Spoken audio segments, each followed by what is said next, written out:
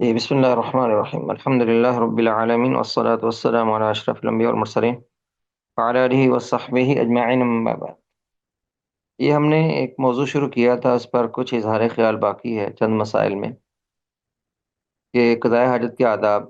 شریعت نے ہمیں طہارت بھی سکھائی ہے اور تہذیب بھی سکھائی ہے، تو جو کام بھی تہذیب کے منافی ہو شریعت اس سے منع کرتی ہے، اور طہارت بھی ضروری ہے۔ اسلام کی اپنی تہذیب ہے، اور اسلام کی تہذیب طہارت اور پاکیزگی پر ہی اس کی بنیاد اور اساس ہے۔ تو چند مسائل ایسے بعض ہمیں محسوس ہوتے ہیں جو آج کے دور میں ہمیں کچھ عجیب سے لگتے ہیں، اور احادیث میں پڑھ کر کچھ لوگ احادیث کو پھر ان کے بارے میں عجیب سا تاثر قائم کر لیتے ہیں، جیسے یہ مسئلہ ہے کھڑے ہو کر پیشاب کرنے کا۔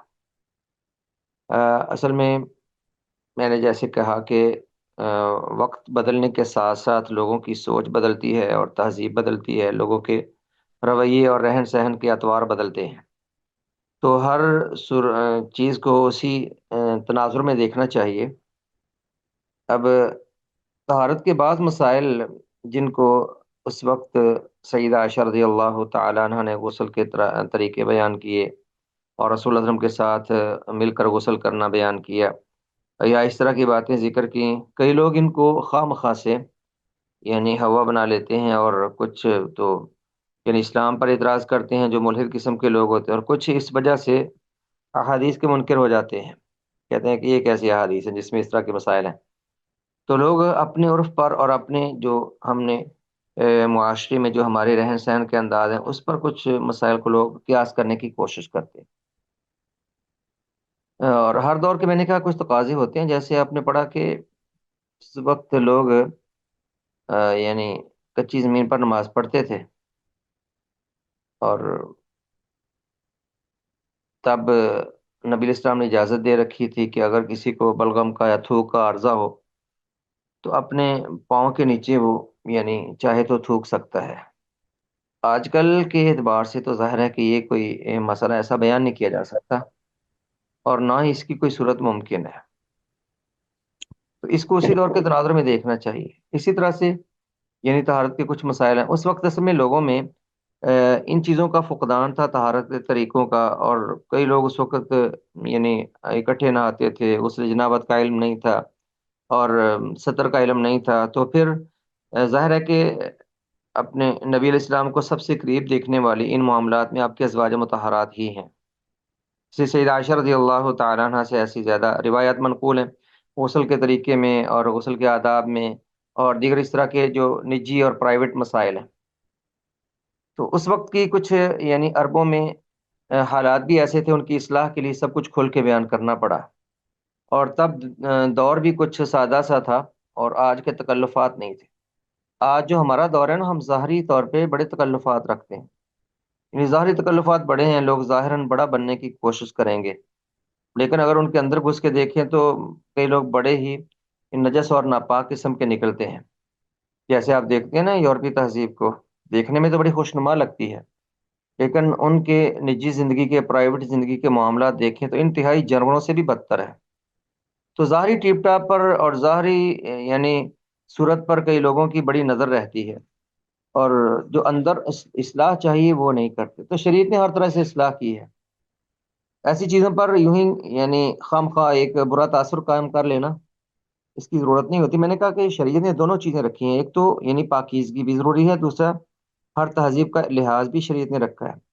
یہ جو اس طرح کے مسائل ہیں نا کھڑے ہو کر پیشاب کرنے کے اور دیگر اس طرح کے مسائل، جس میں یہ چیزیں کچھ جائز ہوتی ہیں اور ان میں کچھ انسان کے پاس آپشنز ہوتے ہیں، تو جب یہ لازم نہیں ہے تو پھر ہم اپنی تہذیب پر بھی ان کو پرکھ سکتے ہیں۔ یعنی ہم دیکھ سکتے ہیں کہ اگر ہماری تہذیب میں یہ چیز نہیں ناپسند کی جاتی ہے تو کوئی نہ اس کا مظاہرہ کرے، اور احادیث اس وقت نبی اسلام نے اس وقت کے ضرورت کے مطابق آداب سکھائے ہیں۔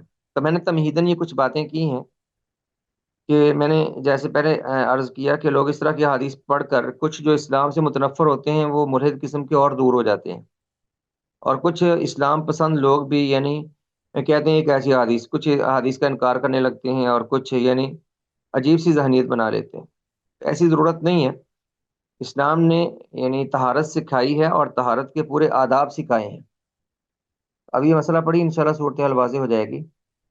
کھڑے ہو کر پیشاب کرنا، اس کو بعض یعنی تہذیبوں میں ناپسند کیا جاتا ہے، ہماری تہذیب میں، مشرقی تہذیب میں خاص طور پر، جو دیہی قسم کی ہے خاص طور پر وہاں پہ، وگرنہ آج کل کچھ لباس ایسے ہیں کہ جن میں بیٹھنے میں بڑی دشواری، جیسے پینٹ جو پہنتے ہیں اور بہت ٹائٹ قسم کی پہنتے ہیں، ان کے لیے بیٹھنا بہت دشوار ہوتا ہوگا واللہ عالم۔ تو اس لیے ان کے لیے کھڑے ہو کر پیشاب کرنے کی جگہیں بنی ہوتی ہیں۔ تو کیا یہ کھڑے ہو کر پیشاب کرنا جائز ہے یا نہیں، یہ ہمارا آج کا پہلا مسئلہ ہے۔ اس میں فقہا کے 3 اقوال ہیں، یہ اقوال سمجھیے، پھر آپ کے سامنے انشاءاللہ راجی صورت ہم بیان کر دیں گے۔ پہلا قول یہ ہے کہ بغیر عذر یا کسی مجبوری کے کھڑے ہو کر پیشاب کرنا مکروہ ہے۔ جی، پہلا قول یہ ہے کہ جب کوئی عذر ہو تبھی یہ عمل کرنا چاہیے، وگرنہ یہ صورت مکروہ ہے اور ایسے نہیں کرنا چاہیے۔ یہ قول جمہور فقہاء کرام کا ہے۔ ان کی دلیل حضرت ام المؤمنین سیدہ عائشہ رضی اللہ تعالیٰ عنہ کی حدیث ہے، وہ فرماتی ہیں من حدثکم ان رسول اللہ صلی اللہ علیہ وسلم کان بال قائما فلا تصدقوه ما كان يبول الا جالسا، کہ جو تمہیں یہ کہے کہ رسول اللہ صلی اللہ علیہ وسلم نے کھڑے ہو کر پیشاب کیا تو اس کو سچا نہ کہو، اس کی تصدیق نہ کرو، آپ ہمیشہ بیٹھ کر ہی پیشاب کرتے تھے۔ اب یہاں پر اس کے خلاف آگے روایت آ گئی تو حذیفہ رضی اللہ تعالیٰ عنہ، تو جب سیدہ عائشہ رضی اللہ تعالیٰ عنہ کسی باہر کے امر کا انکار کرے نا، تو پھر وہاں پہ ہم حضرت عائشہ رضی اللہ تعالیٰ عنہ کے انکار کو اس بات پر معمول کرتے ہیں کہ ان کو باہر کے امور کا علم نہیں تھا، اپنے علم کے مطابق انہوں نے انکار کر دیا۔ اور حدیث میں ایک اصول یاد رکھیں، یہ ضابطہ ہے المثبت مقدم علی النافی، جو دلیل شرعی کے ساتھ ایک بات بیان کرتا ہے اس کی بات مقدم ہے، اور جو نفی کرے اس کی بات کو ترجیح نہیں دی جاتی، اس لیے کہ نفی کرنے والے کے پاس علم نہیں ہوتا۔ اب کچھ امور رسول اللہ صلی اللہ علیہ وسلم نے گھر میں نہیں کیے، بعض صحابہ بیان کرتے ہیں سیدہ عائشہ ان کا انکار کرتی تھی، اس لیے ان کو علم نہیں تھا۔ حضرت عائشہ کے انکار کی وجہ ہم یہ کہہ سکتے ہیں کہ ان کو علم نہیں تھا، اور جنہوں نے بیان کیا ان کی بات کو تو جھوٹا نہیں کہہ سکتے، جو بیان کرتے ہیں ان کی بات تسلیم اور قبول کی جاتی ہے، اور نفی کرنے والے کی بات کو عدم علم پر محمول کرتے ہیں کہ ان کو علم نہیں تھا۔ ایسی ہی یہ بات ہے کہ گھر میں ایسی کوئی بات نہیں تھی کہ نبی علیہ السلام کھڑے ہو کر کبھی پیشاب کرتے، وہاں پر تو یعنی بیٹھنے کی جگہ موجود تھی، اور گھر میں ویسے بھی اہتمام اس وقت کم تھا۔ خیر گھر میں اگر آپ نے کیا تو بیٹھ کر پیشاب کیا، حضرت عائشہ اسی کی بیان کر رہی ہیں یہاں پر۔ تو حضرت عائشہ کی حدیث ہے، دیکھیے حضرت عائشہ فرماتی ہیں کہ جس نے تمہیں یہ بیان کیا کہ رسول اللہ صلی اللہ علیہ وسلم نے کھڑے ہو کر پیشاب کیا ہے تو اس کی تصدیق مت کرنا، کیونکہ آپ صلی اللہ علیہ وسلم تو ہمیشہ بیٹھ کر پیشاب کرتے تھے۔ ایک ہی حدیث، اس سے معلوم ہوتا ہے کہ نہیں کرنا چاہیے، یہ مکروہ عمل ہے۔ دوسری حدیث جابر بن عبداللہ رضی اللہ تعالیٰ عنہما کی حدیث ہے کہ نہا رسول اللہ صلی اللہ علیہ وسلم ان یبول قائما، نبی اکرم صلی اللہ علیہ وسلم نے کھڑے ہو کر پیشاب کرنے سے منع کیا۔ یہ روایت ضعیف ہے، ویسے منع والی کوئی حدیث ثابت نہیں۔ اس کا معنی کیا ہے کہ منع کیا رسول اللہ صلی اللہ علیہ وسلم نے کھڑے ہو کر پیشاب کرنے سے، روایت ضعیف ہے۔ اس میں عائشہ کی ایک بس روایت ہے پہلے صحیح جو آپ نے پڑھی ہے، اس میں عائشہ انکار کرتی ہیں کہ ان کو علم نہیں تھا۔ دوسرا قول ہے کہ کھڑے ہو کر پیشاب کرنا 2 شرطوں کے ساتھ جائز ہے۔ پہلی شرط کے کپڑوں پر چھینٹے پڑنے کا خطرہ نہ ہو، یعنی نجاست کے کپڑوں پر گرنے کا یا چھینٹوں کے پڑنے کا خطرہ نہ ہو، اور دوسرا کوئی اس یعنی بے ستر نہ ہو، برہنہ نہ ہو بندہ، اور اس کو کوئی دیکھے نہ، مراد کہ اگر اس کا ستر اور پردہ باقی ہے اور کپڑے بھی محفوظ ہیں تو کھڑے ہو کر پیشاب کرنا جائز ہے۔ یہ امام احمد رحمہ اللہ کا دوسرا قول ہے۔ ان کی دلیل حضرت حذیفہ رضی اللہ تعالیٰ عنہ کی روایت ہے، قال اتى النبي صلی اللہ علیہ وسلم سباطة قوم فبال قائما ثم دعا بماء فجئته بماء فتوضا۔ حضرت حذیفہ رضی اللہ عنہ بیان کرتے ہیں کہ نبی اکرم صلی اللہ علیہ وسلم ایک دفعہ کوڑا پھینکنے کی جگہ پر آئے اور وہاں آپ نے کھڑے ہو کر پیشاب کیا، پھر آپ نے پانی منگوایا، میں پانی لایا تو آپ نے وضو کیا۔ یہ حدیث ہے، روایت سے بخاری مسلم کی ہے، بلا شبہ صحیح ہے۔ کہتے ہیں کہ رسول اللہ صلی اللہ علیہ وسلم نے ایک قوم کے کوڑا کرکٹ کے ڈھیر پر تشریف لائے اور کھڑے ہو کر پیشاب کیا، پھر پانی لانے کا کہا تو میں پانی لے کر آیا اور آپ نے اس سے وضو کیا۔ ایک تو حذیفہ بیان کرتے ہیں، اور دوسری اسی طرح کی روایت حضرت جریر بن عبداللہ رضی اللہ عنہ سے بھی ہے وہ کہتے ہیں انہو بال قائما ثم توضأ ومسح على الخفين وصلى. حضرت جریر نے ایک دفعہ کھڑے ہو کر پیشاب کیا، پھر وضو کیا، موضوع پر مسح کیا اور نماز پڑھی. تو راوی کہتے ہیں فسألته عن ذلك، اس بارے میں میں نے صحابی حضرت جریر سے پوچھا. فذكر عن النبي صلی اللہ علیہ وسلم انه فعل مثل ذلك. حضرت جریر نے نبی اکرم صلی اللہ علیہ وسلم سے بیان کیا کہ آپ نے بھی ایسا کیا تھا. تو حضرت حذیفہ بھی اس حدیث کو بیان کرتے ہیں، آپ کے کھڑے ہو کر پیشاب کرنے کو حضرت جریر بھی بیان کرتے ہیں. تو وجہ استدلال کیا دونوں حدیث سے کہ رسول اللہ علیہ وسلم کا اور صحابی جریر رضی اللہ عنہ کا فعل بیان جواز کے لیے، کہ جائز عمل تھا اس لیے آپ نے کیا اور صحابی نے بھی بعد میں یہ عمل کیا ہے. اب جمہور اس کا جواب یہ دیتے ہیں، کچھ لوگ تو کہتے ہیں کہ آپ نے ایسا بعض لوگ یعنی بغیر دلیل کے کہتے ہیں کہ آپ کی ٹانگوں میں کچھ تکلیف تھی اور آپ بیٹھ نہیں سکتے تھے کسی مرض کی وجہ سے، کسی تکلیف کی وجہ سے آپ نے ایسا کیا، حالانکہ ایسا کچھ ثابت نہیں ہے. حقیقت یہ ہے کہ آپ نے بیان جواز کے لیے کیا ہے. یعنی طہارت میں مقصود کیا ہوتا ہے استنجا میں، کہ قضاء حاجت میں کہ انسان کا وجود پاک رہے اور اپنی آسانی سے وہ قضاء حاجت کر سکے.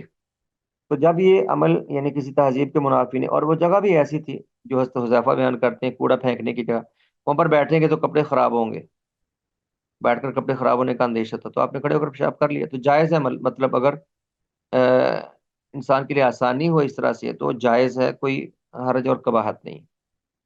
اب جمہور اس کا جواب ہی دیتے ہیں، وہ کہتے ہیں کہ اس لیے آپ نے کھڑے ہو کر پیشاب کیا کیونکہ مجبوری تھی، آس پاس کچھ لوگ تھے تو آپ نے ڈھیر کی طرف منہ کر کے پیشاب کر لیا. اگر ادھر پشت کرتے تو پیشاب آپ کی طرف لوٹ آتا، اگر منہ کر کے بیٹھتے تھے لوگوں کے ساتھ سامنے آپ برہنہ ہو سکتے تھے، اس لیے آپ کو دیوار کی طرف منہ کر کے کوڑے کے ڈھیر پر پیشاب کرنا پڑا کھڑے ہو کر.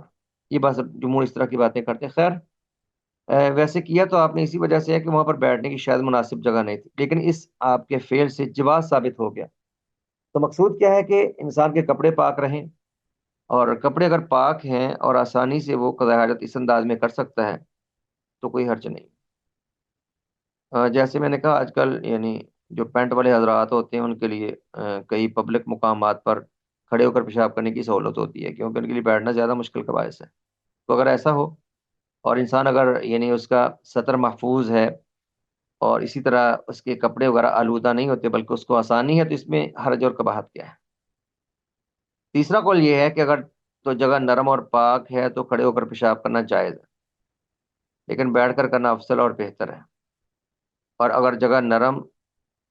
اگر نرم ہو لیکن نجس ہو، نرم تو ہو لیکن نجس ہو، نرم تو ہو لیکن نجس ہو، تو اس صورت میں کھڑے ہو کر پیشاب کرنا جائز نہیں، کیونکہ چھینٹے کپڑوں پر پڑنے کا غالب امکان. سر انہوں نے یہ کہا کہ جگہ نرم ہونی چاہیے کیونکہ سخت جگہ پر پیشاب کے چھینٹے اڑیں گے، اور جگہ صاف بھی ہو کہ جس جگہ پیشاب کریں، یہ نہیں کہ وہاں یعنی چھینٹے اڑیں اور کپڑے مزید نجس ہو جائیں. آگے انہوں نے اس کی مزید وضاحت کی اور کہا کہ اور اگر جگہ سخت ہو تو اس کی دو صورتیں، کہ سخت اور پاک ہوگی تو اس صورت میں بیٹھ کر پیشاب کرنا چاہیے. اگر جگہ سخت ہے اور پاک ہے تو بیٹھ کر ہی پیشاب کرنا چاہیے، کیونکہ پیشاب کے چھینٹوں کا پیشاب کرنے والے پر گرنے کا امکان غالب ہے. اور دوسری صورت سخت ہو لیکن نجس ہو، تو اس صورت میں کھڑے ہو کر اور بیٹھ کر دونوں صورتوں میں ہی پیشاب کرنا منع ہے، کیونکہ وہاں پہ نجاست اوپر پڑے گی. یہ مالکیہ کا قول ہے. تو یہ پہلے قول ہی کی وضاحت ہے اس میں، اور پہلے قول میں کوئی خاص فرق نہیں. یعنی دوسرے اور تیسرے موقف میں کیا ہے کہ کھڑے ہو کر پیشاب کرنا جائز ہے، بس انسان پیشاب سے بچے، چھینٹوں سے بچے اور نجاست وغیرہ سے بچے، اور دیکھ لے کہ جگہ سخت ہے یا نرم ہے. اس صورت میں اگر وہ یعنی کھڑے ہو کر پیشاب کر لیتا ہے تو کوئی حرج نہیں، اور یہی راج موقف ہے، یہی راج موقف ہے. اور بیان جواز کے لیے یعنی اس کام کے جائز ہونے کے لیے نبی الاسلام نے کیا ہے، اور ضرورت ہو تو اس میں کوئی حرج نہیں، واللہ اعلم. اگلا مسئلہ ہے قضاء حاجت کے آداب میں سے قبلہ رخ ہو کر قضاء حاجت نہ کرنا. قبلہ کا جو ہمارے نماز میں جس طرف ہم منہ کرتے ہیں بیت اللہ، کعبۃ اللہ شریف، یہ مسلمانوں کا شعار ہے اور مسلمانوں کے ادب اور احترام کا مقام ہے، مسلمانوں کے ادب و احترام کا مقام ہے. اس لیے شریعت نے اس کے آداب سکھائے ہیں. اس کے آداب میں یہ بھی شامل ہے کہ اس طرح منہ کر کے تھوکا نہ جائے.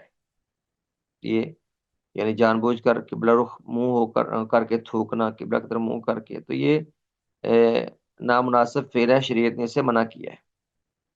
کعبہ کا احترام شریعت نے ہمیں سکھایا کہ جس طرف ہم منہ کر کے سجدہ کرتے ہیں، جو ہمارا قبلہ ہے اس طرف کی توہین نہ کریں۔ ایک بات ہے کہ کیا ادھر ٹانگیں یعنی پھیلا کر بیٹھ سکتے ہیں، تو اس سے منع نہیں کیا گیا۔ ادھر ٹانگیں پھیلا کر بیٹھنا یا ٹانگیں کر کے لیٹنا، اگر کسی کو برا لگتا ہے تو نہ کرے، اس کی مرضی ہے، ویسے شرعن اس کام سے منع نہیں کیا گیا۔ باقی یہاں پر قضاء حاجت کے آداب میں ہمارے سامنے جو مسئلہ ہے وہ یہ کہ قبلہ رخ اور قضاء حاجت کرنے کا کیا حکم ہے، کیا جائز ہے یا کس صورت میں جائز ہے یا ناجائز ہے؟ اس میں تین اقوال ہیں۔ پہلا قول یہ کہ قضاء حاجت کے وقت آبادی اور صحرا دونوں میں قبلے کی طرف چہرہ یا پشت کرنا ناجائز ہے، یعنی آپ کھلے مقام پہ ہوں یا اپنے گھر میں ہوں، چار دیواری میں ہوں، آبادی میں ہوں یا صحرا، کھلے مقام پہ جہاں بھی آپ ہیں، قبلے کی طرف چہرہ یا پشت کرنا جائز نہیں، بلکہ دوسری جانب گھوم گھوم کر بیٹھنا چاہیے۔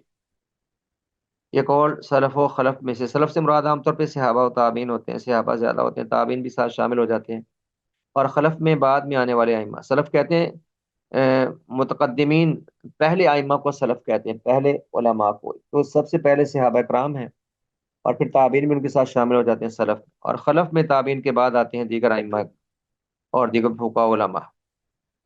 تو ان میں سے اکثریت کا قول یہی ہے، اکثریت کا قول یہی ہے کہ انسان جہاں بھی ہو قبلہ کی طرف منہ یا پشت نہ کرے۔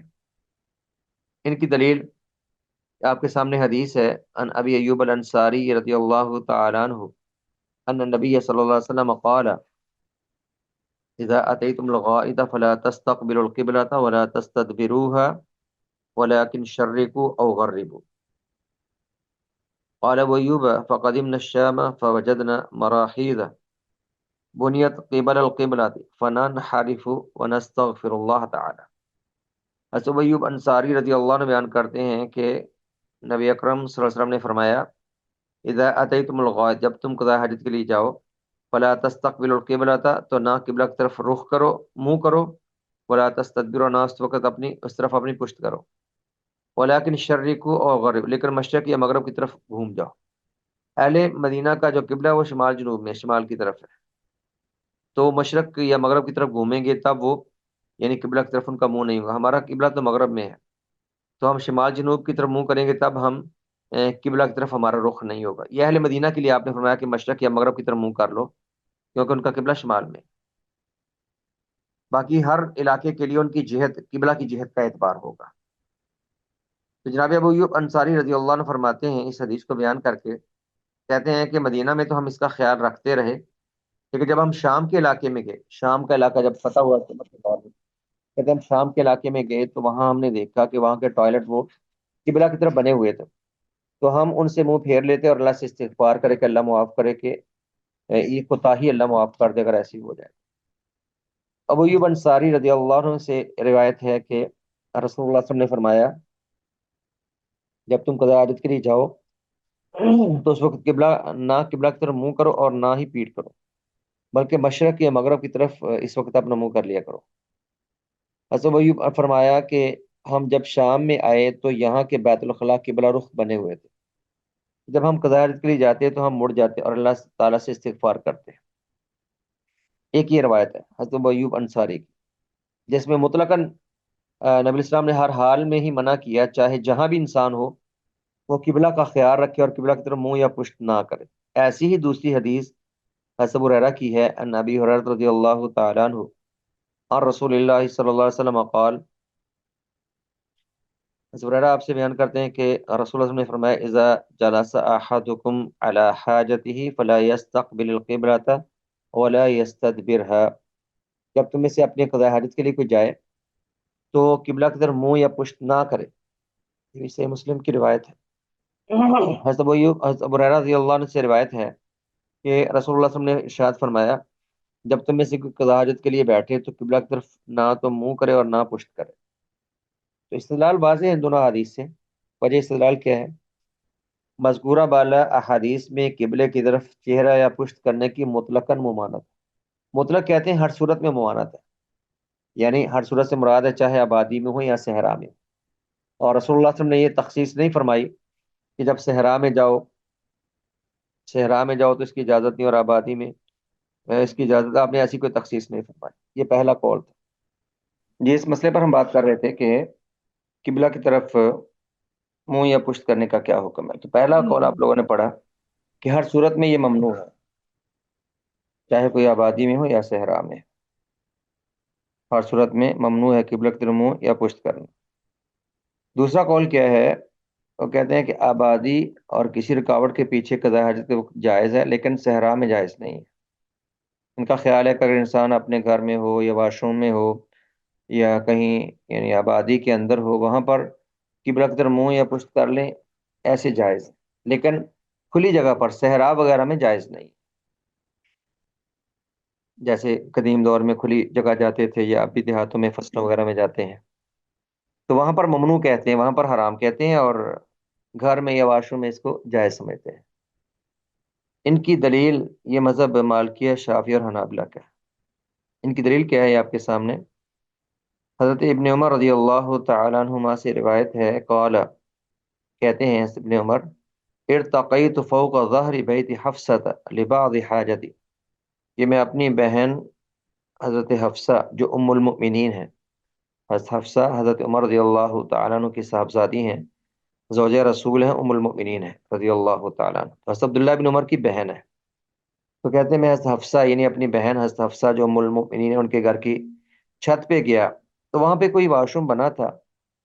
تو اب جانتے ہیں کہ قدیم دور میں یعنی کوئی اتنے وسائل نہیں تھے، تو دیواریں بہت اونچی بھی نہیں کرتے تھے، تھوڑا سا پردہ کر لیتے تھے ہلکا سا، تو کئی دفعہ اوپر سے سر نظر آ جاتا بیٹھے انسان کا۔ اس طرح کہتے ہیں جب میں گھر کی رسول اللہ صلی اللہ علیہ وسلم کے گھر کی چھت پہ گیا، آپ کی زوجہ حضرت حفصہ کے گھر میں تھے آپ اس وقت، تو گھر کی چھت کے اوپر گیا تو میں نے اللہ کے رسول کو دیکھا قضاء حاجت میں، آپ کو بیٹھے میں نے دیکھا تو قبلہ کی طرف آپ کی پشت تھی اور آپ کا منہ شام کی طرف تھا، یعنی قبلہ کی طرف آپ پشت تھی جیسے آپ بیٹھے تھے۔ یہ حدیث ہے۔ حضرت عبداللہ بن عمر رضی اللہ عنہ بیان فرماتے ہیں کہ ایک دن میں اپنی بہن اور رسول اللہ صلی اللہ علیہ وسلم کی اہلیہ محترمہ حضرت حفصہ رضی اللہ تعالیٰ عنہ کے مکان کی چھت پر اپنی کسی ضرورت سے چڑھا، تو مجھے رسول اللہ صلی اللہ علیہ وسلم قضاء حاجت کرتے وقت قبلہ کی طرف پشت اور شام کی طرف منہ کیے ہوئے نظر آئے۔ میں نے کہا کہ آپ ایسے کھلے میں تو نہیں بیٹھے ہوں گے، چھت تو اوپن ہوتی ہے نا، تو وہاں پہ یعنی کچھ ہوگا پردہ، لیکن ان کو محسوس ہو گیا ایسا، ورنہ بغیر پردے کے تو نبی السلام نہیں بیٹھتے تھے، ممکن ہی نہیں ایسا کہ بغیر پردے کے اور کوئی بھی رکاوٹ نہ ہو، کوئی رکاوٹ ہو لیکن ان کو محسوس ہو گیا یا اوپر سے کچھ یعنی چہرہ وغیرہ سر وغیرہ نظر آ گیا۔ تو اس حدیث کے تحت یہ موقف ہے کہ چونکہ آپ گھر میں تھے اور آپ صحرا میں نہیں تھے، تو گھر کے اندر اس کا جواز ہے جی۔ تو اس کا بھی جواب یہ ہو سکتا ہے کہ اگرچہ آپ گھر میں تھے لیکن آپ چھت پہ تھے، چھت تو اوپن ہوتی ہے، وہاں تو سامنے کوئی دیوار وغیرہ نہیں ہوتی، لیکن ہو سکتا ہے کہ چھوٹی موٹی دیوار ہو، تو خیر اسے دلیل لیتے ہیں۔ اب اس حدیث میں جو بیان کیا گیا ہے نا، وہ ابن عمر نے ایک نبی اسلام کا فعل بیان کیا ہے، اور آپ کا یہ فعل ظاہر ہے کہ آپ نے دوسروں کے سامنے تو نہیں کیا اور نہ ہی آپ نے امت کے لیے بیان کیا ہے۔ بس ابن عمر نے اچانک دیکھا آپ کو یعنی اس صورت میں، تو انہوں نے بیان کر دیا، اگر وہ نہیں دیکھتے تو بیان کی کوئی صورت نہیں تھی۔ نبی اسلام نے تو کسی کے سامنے ذکر نہیں کیا، اور نہ آپ نے بیان کیا کہ میں یعنی قبلہ کی طرف پشت کر کے بیٹھا تھا۔ تو جو فعل نبی اسلام امت کے لیے بیان نہیں کر رہے اور امت کے لیے بیان کا وہاں پر کوئی صورت بھی نہیں ہے، اس فعل کو دلیل بنانا بھی پھر مشکل ہے۔ اس لیے کہ نبی اسلام نے جو پہلے بیان کر دیا نا، دیکھیے جو پچھلی روایات ہے حضرت ابو ہریرہ کی اور حضرت ابو ایوب انصاری کی، وہاں پر آپ نے ایسا کچھ فرق نہیں کیا۔ آپ نے جو ہمیں حکم دیا ہے نا، وہ حکم کے الفاظ بڑے مضبوط ہیں کہ جب بھی تم میں کوئی قضاء حاجت کو جائے تو قبلہ کی طرف منہ اور پشت مت کرے۔ اور آپ کے فعل میں یعنی کوئی وجہ ہو سکتی ہے، آپ کے ساتھ چلو مخصوص نہ بھی کہو، پھر بھی ہو سکتا ہے غلط فہمی سے ایسا ہو سکتا ہے، یعنی غلط فہمی ہو سکتی ہے بندے کو کہ بندہ بس اوقات نہیں یعنی کوئی زیادہ خیال کرتا ہے اس چیز کا۔ اور میرے خیال میں اس وقت یعنی جیسے ٹوائلٹ نہیں ہوتے تھے، جیسے ہمارے یہاں فلش لگا ہوتا ہے، تب ایسے نہیں تھے۔ جب ایسے نہیں تھے تو پھر تھوڑا بہت گھومنے کا یا غلط فہمی کا امکان ہو سکتا تھا۔ تو نبی السلام کا یہ فعل یعنی کسی وجہ سے ہو سکتا ہے، اس میں کوئی امکان یا احتمال پیدا ہو سکتا ہے، لیکن آپ نے جو ہمیں حکم دیا نا، عموماً جو آپ کا حکم ہے وہ حکم اوپر اوپر بیان کر چکے ہیں. تو آپ کا جو حکم وہ مقدم ہے آپ کے اس فعل پر، اس لیے کہ فعل امت کے لیے آپ نے بیان بھی نہیں کیا، اور اس کو بیان کرنے کا یہاں پر کوئی مقصود بھی نہیں تھا. دوسری بات یہ ہے کہ نبی اسلام نے قبلہ کی طرف منہ کر کے تھوکنے سے بھی منع کیا، اور قبلہ کی طرف منہ کر کے تھوکنے کا مطلقاً ممانعت ہے، چاہے کوئی آبادی میں ہو، گھر میں ہو، یا باہر صحرا میں، وہاں پر تو فرق نہیں کیا جاتا. جبکہ تھوکنا تو معمولی ہے پیشاب کرنے سے. قضاء حاجت میں منہ کرنا یہ ذرا شدید ہے، اور تھوکنے میں وہ صورت نہیں ہے، وہ شدت نہیں ہے. تو وہاں پر جب ایسا نہیں کہا جاتا تو یہاں پر یہ کہنے کی کیا ضرورت ہے؟ اس لیے راجح قول پہلا ہی ہے جو مطلقاً ممانعت کا ہے. تیسرا قول پڑھ لیں، پھر بات مزید کھل کے سامنے آ جائے گی. تیسرا قول یہ ہے کہ قبلہ کی طرف پشت کرنا تو جائز ہے، یعنی پشت کر کے بیٹھ سکتے ہیں، لیکن چہرہ کرنا جائز نہیں. اس قول میں انہوں نے یہ کہنا چاہا کہ ایک تو نبی اسلام کے اس فعل سے دلیل لی کہ آپ کا جب بیٹھے تھے حضرت حفصہ کے گھر کی چھت پہ، یعنی قضاء حاجت میں، آپ کی پشت قبلہ کی طرف تھی. تو انہوں نے کہا کہ پشت کرنا جائز ہے، کیونکہ یہاں پر پشت کا معاملہ یہ آپ کے سامنے اس حدیث میں ہے کہ پشت کرنا جائز ہے، کیونکہ آپ کی پشت اس طرف تھی اور چہرہ آپ کا نہیں تھا. ایک تو اس حدیث کو انہوں نے لیا، اور دوسرا وہ کہتے ہیں کہ قبلہ کی طرف اس حالت میں منہ نہیں کرنا چاہیے، پشت ہو جائے تو کوئی مسئلہ نہیں. منہ کرنے کی زیادہ شدت انہوں نے محسوس کی ہے اس حدیث کے ظاہر پر، اور دوسرا انہوں نے یعنی منہ کرنے کو زیادہ قبیح خیال کیا ہے. تو ان کی دلیل حضرت عبداللہ بن عمر کی گزشتہ حدیث ہے. اور دوسری یہ بھی وہ دلیل دے سکتے ہیں، کہتے ہیں پشت کر کے بیٹھنے سے شرمگاہ کا رخ زمین کی طرف ہوتا ہے، نیچے کو، جبکہ چہرہ قبلے کی طرف کرنے سے شرمگاہ کا رخ قبلہ کی طرف ہو جاتا ہے. اس طرح کی توجہ پیش کرتے ہیں. تو راجہ وہی ہے جو ہم نے پہلے بیان کیا. اصل یہی ہے کہ قضاء حاجت کے وقت قبلہ کی طرف نہ چہرہ کیا جائے اور نہ ہی پشت کی جائے، لیکن کسی مجبوری کی صورت میں پشت کر کے قضاء حاجت کی جا سکتی ہے، کیونکہ یہ رسول اللہ صلی اللہ علیہ وسلم کے فعل سے ثابت ہے، اور اس میں آپ کی خصوصیت کی کوئی دلیل بھی نہیں. آپ کے فعل سے ہے، میں نے کہا اس سے پہلے آپ کا فعل چلو ہے، ابن عمر نے جو ذکر کیا، لیکن یہ آپ نے تو امت کے سامنے نہ فعل کیا ہے اور نہ ہی امت کے لیے ایسا فعل بیان کرنا آپ کا مقصود تھا. تو وہ فعل جو آپ نے تنہائی میں کیا، جو امت کے لیے بیان کرنا آپ کا مقصود بھی نہیں تھا، اس میں کچھ غلط فہمی بھی ہو سکتی ہے، تو اس کو دلیل بنا کر ہم مطلقاً اجازت نہیں دے سکتے. ہاں اگر انسان یعنی کسی ایسی ٹوائلٹ میں جائے جہاں پر اس کو ضرورت ہے اور وہ یعنی تاخیر نہیں کر سکتا اس عمل میں، تو وہاں پر مجبوری کی صورت میں بیٹھ جائے، کیونکہ اب آج کل تو فلش ہے اور وہاں سے اپنے مرضی سے انسان منہ پھیر نہیں سکتا. باقی اختیاری طور پر جب گھروں میں یعنی ٹوائلٹ بنائے جائیں تو وہاں پر اس چیز کا خیال رکھنا چاہیے، وہاں پر اس چیز کا خیال رکھنا چاہیے کہ ٹوائلٹ کا رخ بناتے ہوئے قبلہ کی طرف منہ یا پشت نہ ہو. واللہ اعلم.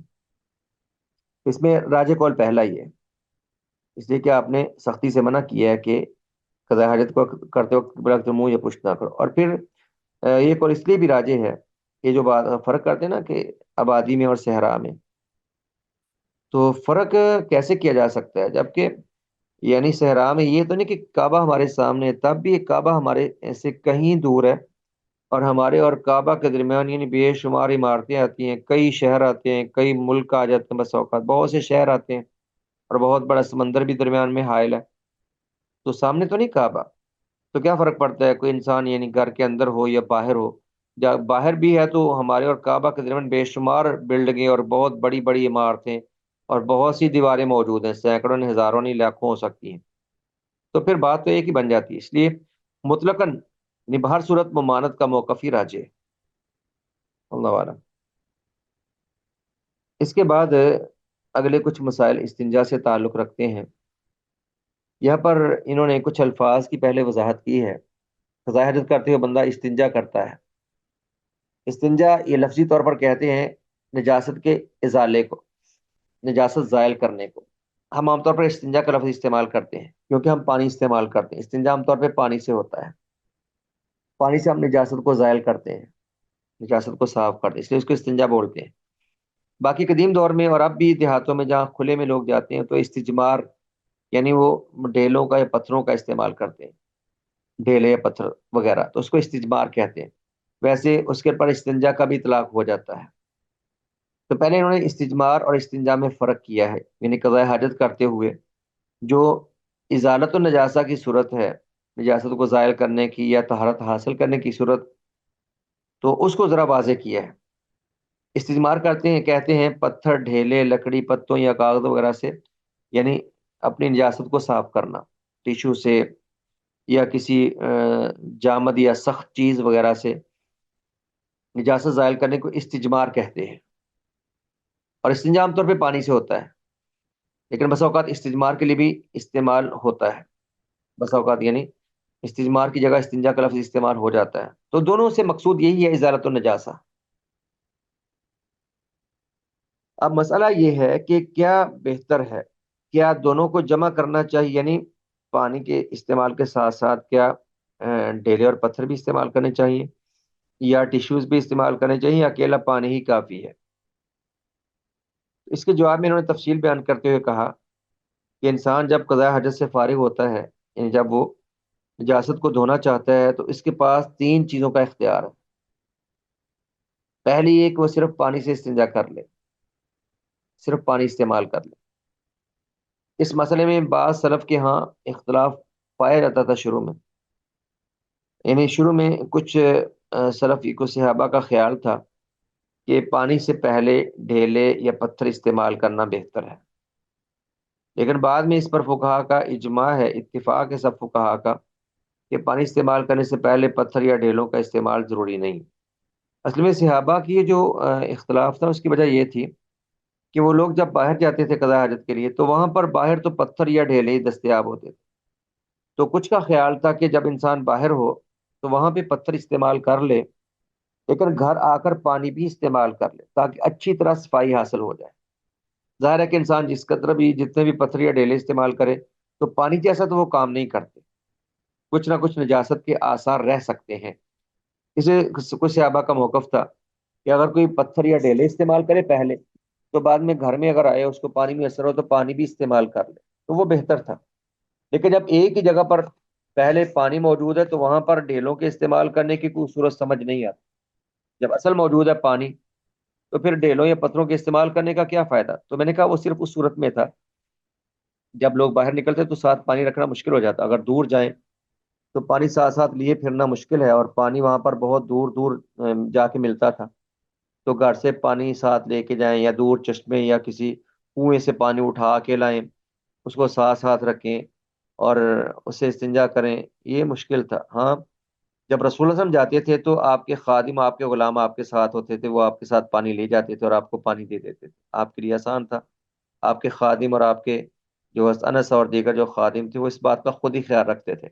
لیکن ہر ایک کے لیے یہ آسان نہیں تھا، اس لیے صحابہ نے موقف اختیار کیا تھا یہ کہ باہر اگر ڈھیلے یا پتھر استعمال بھی کر لیں تو باہر گھر میں آ کر یا جہاں پر پانی دستیاب ہو وہاں پر آ کر پانی کا استعمال بھی کر لیں. تو دو چیزوں کو جمع کرنے کی صورت وہاں بنتی ہے. لیکن بعد میں فقہا کا اس بات پر اتفاق ہے، چونکہ اب پانی بھی اثر ہے تو پانی سے پہلے ڈھیلوں کے استعمال کی ضرورت ہی نہیں. جب ہمارے پاس پانی موجود ہو قضاء حاجت کے بعد، اسی مقام پر پانی دستیاب ہے جہاں پر قضاء حاجت کی، تو وہاں پر پانی استعمال کر لیجیے، اس سے پہلے کسی اور چیز کے استعمال کی ضرورت ہی نہیں ہے. تو پانی کا استعمال کافی ہے. اس کی دلیل حضرت انس رضی اللہ تعالیٰ عنہ فرماتے ہیں، کان رسول اللہ صلی اللہ علیہ وسلم يدخل الخلاء فاحمل انا وغلام اذابة من ماء وعنزة یستنجی بالماء. حضرت انس بیان کرتے ہیں کہ رسول اللہ صلی اللہ علیہ وسلم جب بیت الخلاء جاتے، یعنی قضاء حاجت کرنے جاتے، خلا کھلے مقام کو کہتے ہیں. اب کھلے مقام پر جب جاتے ہیں آپ، اور خلا ویسے خلوت سے بھی ہے، خلوت اور تنہائی مراد کو کہ بندہ تنہائی میں عمل کرتا ہے. جب آپ خلوت کے لیے یا بیت الخلاء کے لیے یا قضاء حاجت کے لیے جاتے، تو میں اور ایک اور لڑکے نے، ہم نے ان میں سے ایک نے پانی کا برتن اٹھایا ہوتا اور دوسرے نے کوئی برچھی یا نیزہ اٹھایا ہوتا. تو برچھی یا نیزہ حفاظت کے لیے رکھتے تھے، زمین نرم کرنے کے لیے رکھتے تھے. تو پانی سے آپ استنجا کرتے تھے، یعنی اکیلا پانی آپ کافی سمے تک آپ ڈھیلے استعمال نہیں کرتے تھے. انس بن مالک رضی اللہ عنہ سے روایت ہے، وہ بیان کرتے ہیں کہ رسول اللہ صلی اللہ علیہ وسلم قضاء حاجت کے لیے جاتے تو میں اور ایک لڑکا پانی کا برتن اور نیزہ لے کر چلتے تھے. آپ پانی سے آپ طہارت حاصل کر لیتے تھے. تو پانی ہے تو پانی کافی ہے، کیونکہ پانی نجاستوں کے ازالہ کے لیے اصل ہے. جب پانی ہے تو پانی استعمال کر لیجیے، اور کسی چیز کی کیا ضرورت ہے. تو یہاں پر ویسے بعض لوگ آج کل بھی پانی سے پہلے پتھر یا ڈیلے استعمال کرنے کو مستحب سمجھتے ہیں۔ یہ تبلیغی جماعت والے، یہ جو یعنی دیوبندی ہیں، تبلیغی جماعت والے، وہ پانی سے پہلے ڈیلے استعمال کرنے کو مستحب سمجھتے ہیں، اور وہ لوگ دلیل لیتے ہیں اس حدیث سے، وہ ضعیف حدیث ہے، کہ جب وہ قرآن کریم کی آیت نازل اللہ نے فرمایا اہل قباء کے بارے میں، انصار کے بارے میں، کہ رجال یحبون ان یتطہروا واللہ یحب المطہرین، یہ قباء میں ایسے لوگ ہیں جو طہارت پسند کرتے ہیں، اور اللہ بھی طہارت پسند کرنے والوں سے محبت کرتا ہے، پاک رہنے والوں سے اللہ محبت کرتا ہے۔ اب اس بارے میں حدیث میں آتا ہے کہ رسول اللہ صلی اللہ علیہ وسلم نے اہل قباء سے پوچھا کہ دیکھو بھائی، اللہ نے طہارت کے بارے میں تمہاری تعریف کی ہے، اللہ کہتا ہے کہ یہ لوگ قباء کے انصاری لوگ یہ بڑا پاک رہنا پسند کرتے ہیں، تو اللہ نے تمہاری تعریف کیوں کی ہے؟ جو صحیح حدیث ہے نا، اس میں اس کے الفاظ ہیں، انہوں نے کہا جی نستنجی بالماء، اس لیے کہ ہم استنجا میں پانی استعمال کرتے ہیں، یعنی اگرچہ ہم باہر بھی جائیں تب بھی ہم پانی ساتھ رکھتے ہیں، اور اس وقت پانی سے استنجا کرنا جب باہر جائیں تو میں نے کہا مشکل تھا، جیسے کہ صورت آپ کے سامنے ہے، تو وہ لوگ بڑی تکلیف اٹھا کر پانی سے استنجا کرتے تھے تاکہ پوری طرح نجاست سے پاک ہو سکے اور طہارت اچھی طرح حاصل ہو سکے، اس لیے اللہ نے ان کی تعریف فرمائی۔ آپ فرمایا کہ یہی بات ہے کہ تم پانی ساتھ رکھتے ہو اور پانی تکلیف اٹھا کر بھی اس کو استعمال کرتے ہو استنجا میں، اس لیے اللہ نے تمہاری تعریف کی ہے، مگر عام لوگ تو پتھروں اور ڈیلوں سے استنجا کر لیتے تھے۔ یہ صحیح حدیث یہی ہے، اس میں بس یہی ہے، انہوں نے آپ سے کہا کہ ہم پانی سے استنجا کرتے ہیں، اور پانی سے استنجا کافی ظاہر ہے۔ اور ایک دوسری حدیث میں آتا ہے، اس میں الفاظ ہیں کہ انہوں نے کہا جی ہم ڈیلوں کے بعد پانی کا بھی استعمال کرتے ہیں۔ چلو اگر اس حدیث کو مان بھی لو تب بھی اس میں وہ صورت ہو سکتی ہے کہ ہم جب باہر نکلتے ہیں ڈیلے استعمال کرتے ہیں اور گھر آ کر پانی بھی استعمال کر لیتے ہیں، کیونکہ ایک جگہ پر اگر صرف ڈیلے ہیں پانی نہیں ہے تو پہلے پتھروں کو استعمال کر لیا اور گھر آ کے پانی استعمال کر لیا تاکہ اچھی طرح طہارت ہو جائے۔ لیکن اس سے غلط فہمی ہو گئی کچھ لوگوں کو، انہوں نے سمجھا کہ دونوں چیزیں ایک ساتھ استعمال کرنی چاہیے۔ تو تبلیغ جماعت کے لوگ یہ پہلے پہلے ہم ان کے بارے میں دیکھتے تھے، اور ہم نے کئی مساجد میں محسوس بھی کیا کہ مسجد کے جب ٹوائلٹ میں جاتے تو کئی مسجد کے ٹوائلٹ بند ہو جاتے تھے کہ یہ وہاں پر یعنی پتھر یا ڈیلے استعمال کر کے ٹوائلٹ میں پھینک دیتے تھے۔ ان کا خیال تھا کہ دونوں چیزیں ایک ساتھ استعمال کرنی چاہیے، جبکہ یہ معقول بات نہیں ہے دونوں چیزیں ایک ساتھ استعمال کرنا۔ جب پانی ہے تو پھر جب آپ ڈیلے استعمال کریں گے تو پانی تو ان کے اثرات بھی ختم کر دے گا، پانی سے تو سب دھل جائے گا، تو پھر اس کی ضرورت کیا ہے؟ ویسے وہ حدیث ہی ضعیف ہے جس میں ہے کہ ہم پہلے ڈیلے اور بعد میں پانی استعمال کریں، اس لیے جب پانی ہے تو پانی ہی کافی ہے۔ اور رسول اللہ صلی اللہ علیہ وسلم سے بھی یہی ہے کہ جب آپ پانی آپ کے ساتھ ہوتا صرف آپ پانی ہی استعمال کرتے تھے۔ یہ پہلی صورت ہے کہ جب پانی ہے، ہاں صرف پانی سے استنجا کر لیں، اور اس کے ساتھ ڈیلوں کے استعمال کی ضرورت ہی نہیں۔ دوسری صورت یہ ہے کہ اگر پانی نہیں ہے تو صرف پتھروں یا ڈیلوں سے طہارت حاصل کر لے، ساتھ پانی سے استنجا نہ کرے، یہ بھی طہارت کے لیے کافی ہے، پانی کا استعمال ضروری نہیں۔ عام طور پہ یہ تب ہوتا ہے جب لوگ دور جاتے ہیں بیت الخلاء کے لیے، یا قدیم زمانے کی باتیں ہیں، یا آج کل دیہی علاقوں میں ایسا ہو سکتا ہے جب پانی دستیاب نہ ہو، یا پانی ساتھ رکھنا ضروری بھی نہیں ہے، شریعت نے جب رخصت دی ہے تو جب پانی نہیں تو پتھروں اور ڈیلوں کو ان کو استعمال کر سکتے ہیں۔ اس کا حدیث میں ذکر آتا ہے، پیچھے آپ نے اس طرح کی حدیث پڑھی ہیں، جیسے سلمان فارسی کو حدیث پہلے آپ لوگوں نے پڑھی تھی جس میں نبی اسلام نے سلمان فارسی سے کسی نے یہ مذاق کیا کہ تمہارا نبی تو تمہیں سب کچھ سکھاتا ہے، حتیٰ کہ قضاء حاجت کے طریقے بھی سکھاتا ہے۔ تو سلمان فارسی نے کہا تھا ہاں ہمارا نبی ہمیں سکھاتا ہے، اس میں شرم والی کون سی بات ہے؟ طہارت کے آداب ہیں، سکھانے چاہیے۔ ہمارے نبی نے ہمیں تعلیم دی ہے کہ جب ہم قضاء حاجت میں جائیں تو اگر پتھروں کا استعمال کرنا ہے تو 3 پتھروں سے کم پر اکتفا نہ کریں، کم از کم 3۔ تو انہوں نے پتھروں کا اکیلے ڈھیلوں کے استعمال کی بات کی ہے، سلمان فارسی کے حدیث میں موجود ہے۔ اسی طرح یہی بات حضرت عبداللہ بن مسعود کی روایت میں بھی ہے کہ ایک دفعہ وہ آپ کے ساتھ تھے تو کہتے ہیں کہ آپ نے مجھے فرمایا کہ جاؤ استنجا کے لیے کوئی پتھر لے کے آؤ، پانی نہیں تھا تو میں آپ کے پاس پھر پتھر وغیرہ لے کر آیا۔ ابن مسعود کی روایت میں، سلمان فارسی کی روایت میں یہ بات موجود ہے کہ نبی اکرم صلی اللہ علیہ وسلم نے اکیلے پتھروں کا بھی استعمال کیا باہر کھلے میں جب آپ کے پاس پانی نہیں تھا۔ تیسری صورت یہ ہے کہ پانی اور ڈیلے دونوں استعمال کرے، کہتے اس میں اگرچہ رسول اللہ صلی اللہ علیہ وسلم سے کچھ ثابت نہیں لیکن طہارت کے لیے اکمل اور افضل ہے۔ یہ کیسے اکمل اور افضل ہو سکتا ہے؟ اس میں صرف ایک ہی ہے اکمل اور افضل بات، ایک ہی ہو سکتی ہے کہ اگر جو پہلے میں نے بیان کی ہے کہ جیسے انصار ایسا کرتے تھے کہ اگر باہر ان کو پانی دستیاب نہ ہوتا تو باہر جب فصلوں وغیرہ میں یا صحرا میں جاتے صرف پتھر استعمال کر لیتے، اور گھر میں آ کر پانی استعمال کر لیتے، یہ تو اکمل اور افضل ہو سکتا ہے، یہ بات تو صحیح ہے۔ لیکن اگر دونوں چیزیں ہی موجود ہوں تو پھر دونوں کے استعمال کو اکمل اور افضل نہیں کہہ سکتے، کیونکہ پانی ہے تو پانی ہی کافی ہے۔ اور اگر پانی کے ساتھ ڈھیلے یا پتھروں کا استعمال افضل ہوتا تو اللہ کے نبی علیہ السلام بھی کرتے، جبکہ پانی کے ساتھ آپ نے ان کا استعمال لازم نہیں سمجھا۔ جی، ان کے اکمل اور افضل ہونے کی بس ایک صورت ہے کہ جب انسان کھلی جگہ پر جائے اور وہاں پر صرف پتھر یا ڈھیلے ہیں تو ان کو استعمال کر لے، اور گھر آ کر پانی استعمال کر لے۔ اور اگر دونوں چیزیں ہیں تو صرف پانی استعمال کر لے، وہی افضل ہے اور وہی اکمل ہے، وہ کافی۔ اس کے بعد انہوں نے ایک اور وضاحت کی ہے، استجمار کی شروط۔ استجمار سے مراد ہے کہ اگر پانی کے علاوہ اگر آپ دیگر اشیاء استعمال کرتے ہیں نجاست زائل کرنے میں، پتھر یا مٹی کے ڈھیلے وغیرہ، تو ان سے کن شرائط کے ساتھ طہارت حاصل ہوتی ہے؟ ظاہر ہے کہ یہ اشیاء پانی کی طرح نہیں ہے، اور اگر نجاست زیادہ بکھر گئی ہے تو پھر اس کو پانی ہی سے دھونا پڑے گا۔ پھر پتھر یا یہ اس طرح کی اشیاء وہ پوری ٹانگیں تو صاف نہیں کر سکتی نا، جیسے کہتے ہیں نجاست یعنی انسان کے شرمگاہ سے بڑھ کر رانوں وغیرہ تک نہ پھیلی ہو۔ اگر ٹانگوں پر کچھ لگ گیا ایسا، یا کوئی مریض ہے یا کوئی معذور ہے کہ وہ پوری طرح نہیں اہتمام کر پایا، اس کا جسم آلودہ ہو گیا، تو پھر تو پانی استعمال کرنا پڑے گا، پتھر تو وہاں پر پھر یہ کام نہیں کریں گے۔ دوسری شرط یہ ہے کہ جس چیز سے استنجا کیا جائے وہ خود پاک ہونے، یعنی اگر پتھر یا ڈیلے آپ استعمال کرتے ہیں تو خود ان کو پہلے پاک ہوں گے تو تبھی طہارت کا فائدہ دیں گے، اور خود نجس ہے وہ، ان پر نجاست لگی ہے، یا کوئی لید ہے یا کوئی ایسی نجاست والی چیز ہے، تو وہ کیسے استعمال ہو سکتی ہے؟ تیسری بات یہ ہے کہ جب پتھروں سے استنجا کرتے ہیں تو اس میں ہڈی، لید یا انسانوں یا حیوانوں کی خوراک نہیں ہونی چاہیے۔ ہڈی سے منع کیا گیا کیونکہ ہڈی وہ جنوں کی خوراک بنتی ہے۔ رسول اللہ صلی اللہ علیہ وسلم سے جنہوں نے سوال کیا کہ ہمارے لیے کچھ اللہ سے آپ دعا کیجئے کہ اللہ تعالیٰ ہمارے لیے کوئی کھانے کا انتظام کر دے، تو آپ نے فرمایا کہ تمہارے لیے میں یہ اللہ کی طرف سے اعلان کرتا ہوں کہ انسان جب کوئی ہڈی کھا کر پھینکتے ہیں، اللہ تعالیٰ اس پر تمہارے لیے گوشت پیدا کر دے گا۔ تو ہم جب کھاتے ہیں گوشت، ہڈیاں ہم پھینکتے ہیں، تو ہڈیوں پر اللہ گوشت پیدا کر دیتا ہے جس کو جنات کھاتے ہیں، یہ حدیث میں موجود ہے۔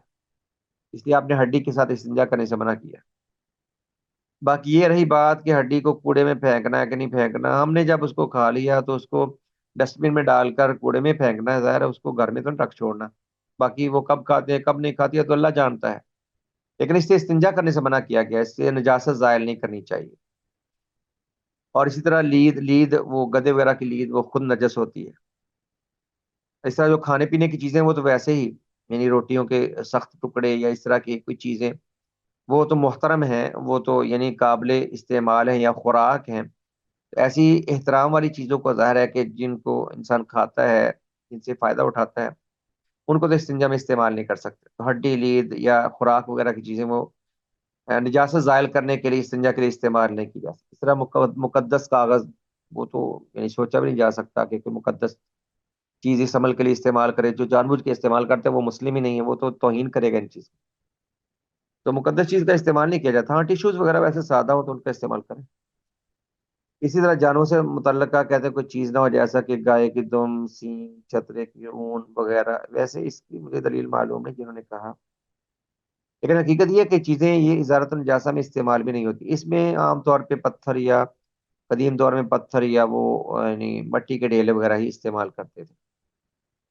اور یہ بھی اس پہ ادب ہے کہ ڈھیلے یا پتھر وہ طاق ہو، یعنی طاق سے مراد ہے کہ جفت نہ ہو۔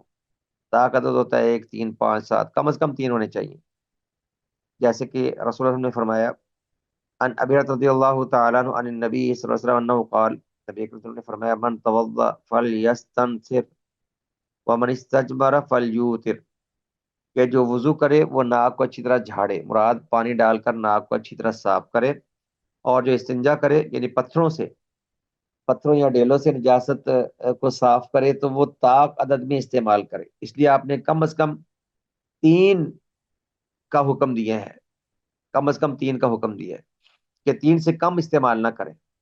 جیسے صحابہ بیان کرتے ہیں کہ جب آپ خود بھی آپ کو ضرورت ہوتی تو آپ فرماتے کم از کم 3 لے کر آؤ. یہ ابو ہریرہ رضی اللہ عنہ سے روایت ہے. وہ نبی صلی اللہ علیہ وسلم سے نقل کرتے ہیں کہ آپ صلی اللہ علیہ وسلم نے فرمایا جو شخص وضو کرے اسے چاہیے کہ ناک صاف کرے، پانی ڈال کر ناک کو اچھی طرح جھاڑے، ناک کو صاف کرے. اور جو پتھر سے استنجا کرے اسے چاہیے کہ طاق عدد یعنی 3 یا 5 ہی سے استنجا کرے، اس سے زائد چاہے تو استعمال کر لے، 3 سے کم نہیں بہرحال. تو یہ کچھ قضاء حاجت کے آداب تھے، کچھ استنجا کے یا استجمار سے متعلق احکام تھے جو آپ نے تفصیل سے پڑھ لی. تو یہ استنجا اور طہارت کے آداب ختم ہوئے.